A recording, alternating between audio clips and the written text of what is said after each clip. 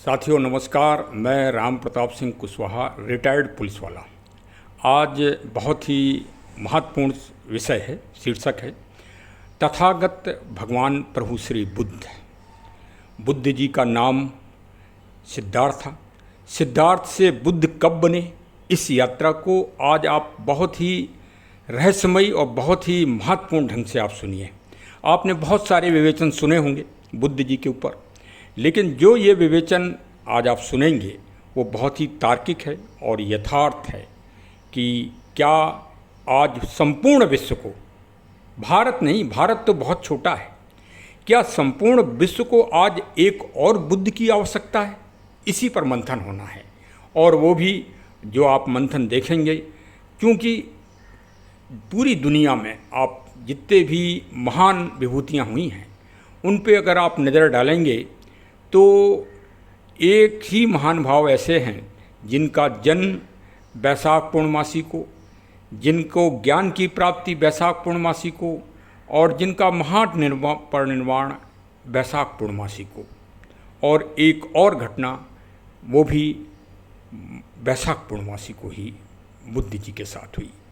तो मेरी समझ से, क्योंकि मेरा चैनल प्रकृति और पर्यावरण संरक्षण व पेड़ पौधों की विशेष जागरूकता के लिए मंथन करता है, तो इनसे बड़े व्यक्तित्व का मालिक हमें पूरी दुनिया में आज कोई नज़र नहीं आ रहा है।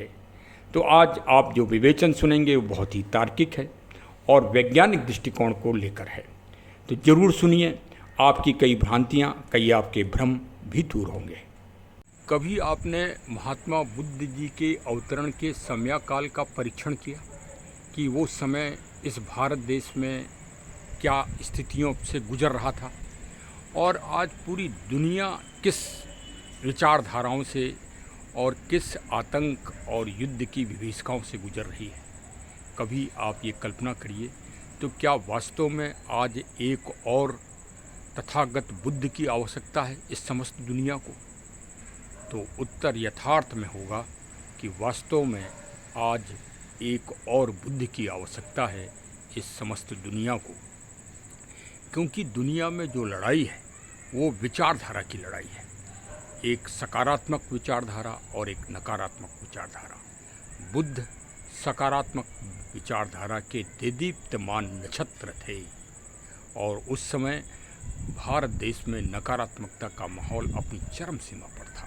चारों तरफ पशुबल, आडंबर, कुरीतियाँ आच्छादित हो गई थी। और सत्य तो यह है कि वेद का जो साकार रूप था उसमें परिवर्तन हो गया था और उसमें विभ्रंशता चारों तरफ आ गई थी। लोग वेदों को अपने अनुसार ढालने का प्रयास कर रहे थे। उस समय इस पृथ्वी मंडल पर एक नक्षत्र के रूप में महात्मा बुद्ध जी का अवतरण भगवान के रूप में हुआ। और मान्यता भी है कि भगवान बुद्ध विष्णु के नौवें अवतार माने जाते हैं। खैर, महात्मा बुद्ध जी एक क्रांति और एक नई चेतना के घोतक थे और उन्होंने शास्त्रार्थ करके और पूरे भारत का और नेपाल का भ्रमण करके एक नई जागृति पैदा कर दी लोगों में। और शायद दुनिया के आप जितने भी आप विचारकों को देखें, दार्शनिकों को देखें, तो शायद बुद्ध सर्वप्रथम थे। बुद्ध इस दुनिया में सर्वप्रथम थे। उसके बाद विचारक और पैगंबरों का आना इस दुनिया में प्रारंभ हुआ। उससे पहले सिर्फ ईश्वर सत्ता, संघ नाम की कोई चीज़ नहीं थी। और महात्मा बुद्ध ने सबसे पहले संघ और कर्म का शंखनाद किया और कर्म को प्रधानता दी। महात्मा बुद्ध जी ने सर्वप्रथम आत्मा और परमात्मा की जो एक विचारक शैली चल रही थी, जिसका कोई हल किसी के पास नहीं था, क्योंकि आत्मा और परमात्मा के में ही सबको विलीन कर दिया गया था और उसी से जन सामान्य का शोषण एक विशेष वर्ग इस देश में कर रहा था और चारों तरफ कुरीतियाँ फैल गई थी। पशु बलि पूरे बहुत भयंकर रूप से हो रही थी। उस समय बुद्ध एक चुनौती के रूप में आए और बुद्ध का अवतरण किसी गुरु या किसी विशेष विचार शैली से नहीं हुआ, बल्कि उनकी जो विचार शैली थी वो स्वतः विचार शैली उत्पन्न हुई।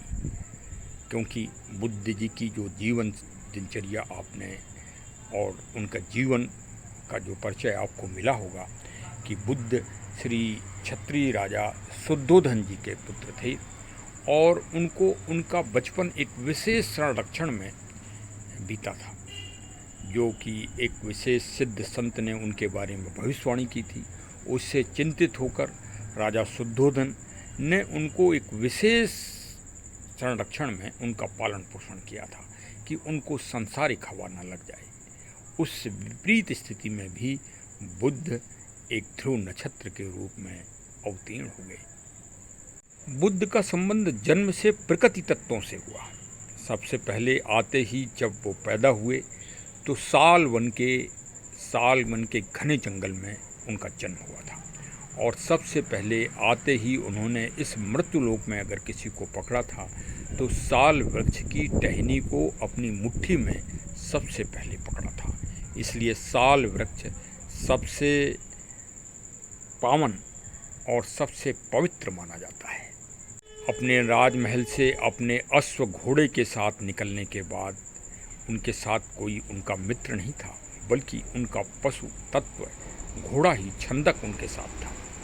उससे निकलने के बाद 6 वर्ष उन्होंने कठोर तपस्या की, और उस तपस्या में सिर्फ निराशा और कुंठा, एक परीक्षण काल उनका समय था, सिर्फ वही हाथ लगी। जब वह पावन बौद्ध गया में पीपल देव वृक्ष के नीचे गए, तब उनको ईश्वर के ज्ञान की प्राप्ति हुई और उनको पहला ज्ञान प्राप्त हुआ। ज्ञान की पिपासा में कि वास्तव में हम हैं क्या और हम इस दुनिया में आए क्यों हैं, इस मंथन से वो विचार करते करते शास्त्रार्थ करना उन्होंने प्रारंभ किया। और जब सारनाथ में पहुँचे तो सारनाथ में उस समय सबसे बड़ी गोष्ठी ब्राह्मण पंडित और उनके बीच में जो शास्त्रार्थ हुआ, और उसमें उन्होंने जो प्रश्न किया वो आज प्रश्न पूरी तरह से इस विश्व पटल पर प्रासंगिक है। उन्होंने कहा कि जन्म से मनुष्य का बालक क्या है? जन्म से क्या वो ब्राह्मण है? जन्म से क्या वो सांप्रदायिक रूप से किसी दूसरे मजहब या पंथ का है? इसका कोई सही प्रत्युत्तर नहीं दे पाया। तब बुद्ध जी ने कहा कि जन्म से व्यक्ति एक मानव है और वो अपने कर्म के आधार पर ही इस दुनिया में यश, सम्मान और कीर्ति पाता है, और सारे दुखों और कष्टों का एक ही मार्ग है, सिर्फ दुख। दुख कई चीज़ों से होते हैं, और दुख अगर दूर करता है तो आदमी एक ईश्वर ज्ञान की प्राप्ति में आगे बढ़ता है। और उन्होंने अष्टांग योग मार्ग, सम्यक दृष्टि, सम्यक दुख के स्वरूपों में ईर्ष्या, कुंठा, क्रोध, लालच, ये सारी चीज़ें समाहित हैं। यदि आप इन अष्टांग योग का पालन करेंगे तो आपका जीवन प्रफुल्लित हो जाएगा। ऐसा साकार रूप भी है और ऐसा महात्मा बुद्ध जी ने कहा है। और फिर उन्होंने शक्ति के विशेष उसके लिए बुद्धम शरणम गच्छामि का एक नारा दिया। इस तरह से दुनिया में सबसे पहली बार किसी महान मान्यवर ने एक संघ की स्थापना का प्रतिपादन किया। संघ, इसके बाद जब आप देखेंगे तो जितने भी अन्य पैगंबर हुए और उन्होंने संघ अपने अपने बनाए, दुनिया में आज विभिन्न संघ हैं जो विशेष संप्रदाय और मजहब के रूप में हैं, लेकिन सबसे पहले दुनिया में अगर किसी ने इस कंसेप्ट को दिया तो वो बुद्ध थे। और फिर उनका लास्ट जीवन का जो आखिरी संदेश था उसको आप अवश्य सुन लीजिए, और उसी को हृदयगम करने की ज़रूरत है। उन्होंने कहा किसी के पीछे पीछे मत भागो, न पंडित जी के, न पुरोहित जी के, न इमाम जी के, न फादर जी के, न मौलवी जी के। उन्होंने कहा अपो दीपो भव, अपना ज्ञान स्वयं उत्पन्न करो, स्वयं ज्ञान वर्जित हो, स्वयं। अप्पो दीपो भव, ये आखिरी संबोधन था, आखिरी डायलॉग था, आखिरी शिक्षा थी, आखिरी एक ज्ञान था, और जो हम सब मानवों को दिया है और वास्तव में यही पालन करने के योग्य है। क्योंकि एक प्रश्न और किया था, थोड़ा ब्लॉक बड़ा हो रहा है, थोड़ा आपको समय देना पड़ेगा। ईश्वर के संबंध में कई बार प्रश्न किए, ऐसा नहीं है, उनके जो शिष्य थे उन लोगों ने तरह तरह से तथागत जी से प्रश्न किए कि ईश्वर है कि ईश्वर नहीं है। एक बार स्पष्ट ये प्रश्न किया गया था, तब तथागत जी ने यही उत्तर दिया, ईश्वर है और ईश्वर नहीं भी है। ईश्वर को आप ज्ञान के द्वारा ढूंढिए। अपना अपना ईश्वर सबका अलग अलग है, सबका अलग अलग स्वरूप है, सबका अलग अलग ज्ञान के प्राप्त करने की शक्ति अलग अलग है, और वो इन सारे अष्टांग योग और अन्य जो उपाय बताए हैं उनके द्वारा ही प्राप्त हो सकता है। अप्पो दीपो भव का सही यथार्थ रूप समझिए। लोग कहते हैं कि दीपक जलाइए, अरे भाई दीपक कोई ज्ञान थोड़ी है, दीपक से तो अंधकार दूर होगा। यथार्थ सुनिए कि ज्ञान की प्राप्ति कैसे होगी। ये देखिए, तभी तो बुद्ध जी ने अपनी शिक्षाओं को शिलापट पर अंकित कराया है और अष्टांग योग बनाया है, तो उसको समझना की आवश्यकता है। लेकिन अब प्रश्न ये है, जो आज बड़ा तार्किक और प्रासंगिक प्रश्न है, कि अप्पो दीपो भव, ज्ञान की प्राप्ति कैसे हो, ज्ञान की प्राप्ति का सबसे बड़ा साधन क्या है। देखिए, मैं बताता हूँ। ज्ञान की प्राप्ति का साधन सबसे पहले श्री बुद्ध जी के समय और आज के समय भी ज्ञान ग्रंथों से प्राप्त होता है, किताबों से प्राप्त होता है। और यही कारण था कि महात्मा बुद्ध जी ने अपनी शिक्षाओं को शिलापटों पर लिखवाया। इसीलिए तो लिखवाया कि हम सब मानव वहाँ भ्रमण कर सकें और उन शिक्षाओं को अपने दिल में हृदयगम कर सकें। और यही कारण था। ये सामने देखिए आप, महान कृति मेरे सामने है, भगवान बुद्ध जी और उनका धम्म। ये भारत रत्न बौद्धिस्ट बाबा साहब डॉक्टर भीमराव अंबेडकर साहब के द्वारा इंग्लिश में जो लिखी गई है book, the Buddha and his Dhamma, उसका ये हिंदी अनुवाद है। डॉक्टर DC अहीर साहब ने इसका अनुवाद किया है। आप वास्तव में इस ग्रंथ को पढ़िए, इसमें बहुत ही अच्छा सारगर्भित विश्लेषण किया गया है डॉक्टर साहब के द्वारा, और मैंने इसको पढ़ा है। इसमें बहुत ही अच्छे चित्रों के द्वारा भी समझाया गया है, और ये बहुत अच्छी कृति है वास्तव में। देखिए, आज आप अगर मंथन करें, आज की जो प्रासंगिक वर्तमान की जो समस्या थी, जो सबसे बड़ा मुकदमा पूरी दुनिया में चला, श्री रामलला जी का, श्री रामलला जी अयोध्या में, तो उनकी जीत किस तरह से हुई। माननीय सर्वोच्च न्यायालय या अन्य न्यायालयों में वो जीत हुई साक्ष्यों के आधार पर। साक्ष्य सबसे ज़्यादा कहाँ मिले? ग्रंथों में मिले।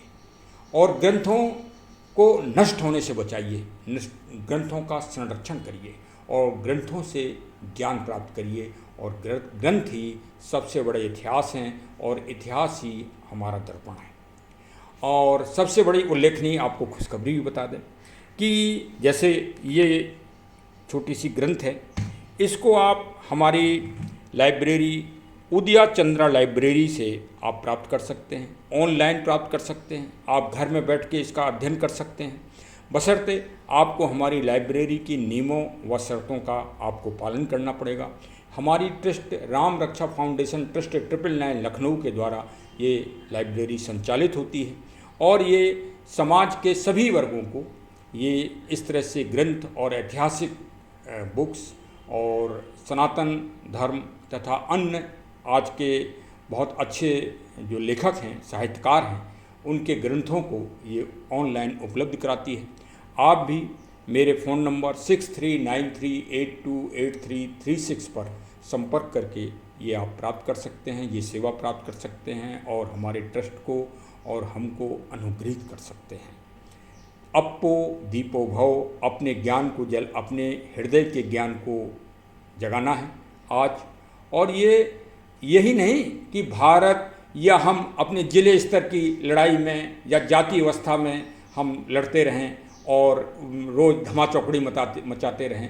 नहीं, आज पूरे विश्व को एक बुद्ध की ज़रूरत है। और अगर बुद्ध जी तो ईश्वर ही प्रदान कर सकते हैं हम और आपको, लेकिन उनकी जो नीतियां हैं उनको ही हमें यथावत जन जन तक पहुंचाना है। अगर आप पहुंचाने में अक्षम रहे तो आज का जो आधुनिक समाज है, जो भौतिक सुख के लिए लड़ रहा है, दोहन कर रहा है, देशों का दोहन कर रहा है। हमारे देश का दोहन हजारों साल किया गया है, 250 साल अंग्रेज़ों ने आकर यहाँ सिर्फ शोषण किया है। अगर आप और उस शोषण और महत्वाकांक्षा में दुनिया को क्या दिया है? First world war, second world war, करोड़ों नरसंहार, लोग बेगुनाह मारे गए और फिर भी उनकी महत्वाकांक्षाएं पूरी नहीं हो रही हैं। आज रूस यूक्रेन युद्ध, मध्य एशिया में इजराइल फिलिस्तीन युद्ध, एक तृतीय विश्व युद्ध की तैयारी है। अतः बुद्ध को स्थापित करिए जन जन में। अगर आप बुद्ध को स्थापित नहीं कर पाए तो आप ये समझिए कि मानवता के लिए एक बहुत बड़ा प्रश्न चिन्ह लग जाएगा। हमारे वर्तमान प्रधानमंत्री जी ने दुनिया की सबसे बड़ी संस्था संयुक्त राष्ट्र संघ में महात्मा बुद्ध और भारत की महत्व को समझाते हुए दुनिया वालों को समझाया कि भारत ने युद्ध नहीं बुद्ध दिए हैं इस दुनिया को। फिर भी हमें जन जन तक पहुंचाने की आवश्यकता है। ये सब हम भारतीयों का मूल कर्तव्य है। ये भारत के संविधान की जो कर्तव्य है, हम उन कर्तव्यों का पालन कर रहे हैं। जो हम ये ब्लॉग बना रहे हैं, ये ब्लॉग हम भारत के संविधान में जो नागरिकों के कर्तव्य हैं, हम उसका पालन कर रहे हैं और जन जन तक में फैलाने का प्रयास कर रहे हैं बुद्ध जी का। आप भी हमारे साथ कदम बढ़ाइए। अप्पो दीपो भव। नमो बुद्धाय, नमो बुद्धाय, बुद्धं शरणं गच्छामि।